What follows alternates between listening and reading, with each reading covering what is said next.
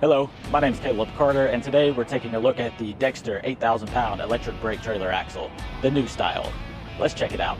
Alright, so this is the Dexter 8,000-pound electric brake axle, the new style, and we'll just take a quick look at it. So this particular axle has 5/8 studs on it. You can also get them with the 9/16. We prefer 5/8. It's 8 lug, 6.5 bolt pattern, so 6.5 being from center of one bolt to center of the other bolt straight across. It comes with the Fortress aluminum oil caps. You can also get them with grease if you prefer. And this axle, the new style axles, have 12.25 by 2.5 inch brakes, which technically is Dexter's 7,200-pound axles. But they decided to use this skinnier brake on their new style 8Ks. It has the 4-bolt backing plate on it, standard for all the 8Ks. This axle is not pre-wired, so you will have to pre-wire it in. You can get them with the spring pads welded on, or not welded if you prefer, and you can weld them wherever you want. It has a 3.5 inch tube, and it is just painted black, not powder coated, so you will see some blemishes in it. Some rust, maybe. I can't really help that, that's how we get them, right from Dexter, so don't be surprised. It comes fully assembled, ready to go, self-adjusting brakes on it. So the reason they made this skinnier brake, they put the 7,200-pound brakes on the 8K axle, I'm assuming is so they could achieve the 95-inch hub face with the 80-inch spring center. So if you're upgrading from like 7Ks to 8Ks, for example, 7Ks would be a 95-inch hub face, 80 spring center, so it'd be an easy swap out. So I'm guessing that's why they went with the smaller brake.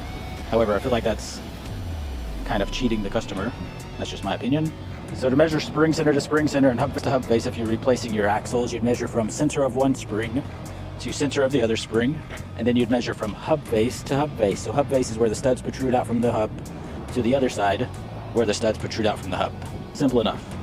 So now I'm going to show you the difference between a real 8,000-pound axle with the big brakes on it versus this new style Dexter axle with the smaller brakes on it, just so you can see the difference. So I'm assuming they did this for the 95/80s, just keep that in mind. So this is the Carter electric brake axle, the 8K, and a Dexter 8K new style right next to it, and you can see the difference right there in them. So the real 8Ks have the 12.25 by 3 3/8 brakes on it, and the Dexters have the 12.25 by 2.5. Big difference there.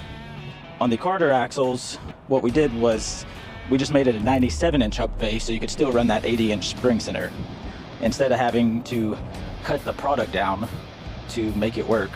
We don't want to do that. I give you the real stuff, the real deal. So we just made it a 97-inch hub face with an 80 spring center. So you won't be compromising anything. So that's the difference in them right there. The big brake, the real 8K brake versus the now Dexter's 8K brake, 7,200-pound brakes. But anyways, if you need some 8,000-pound axles, we keep them in stock at all times. You can find them online at trailerpartsunlimited.com or give us a call at 844-898-8687 or just stop by our distribution center here in Huntsville, Texas, and we'd love to help you out. Thanks for watching.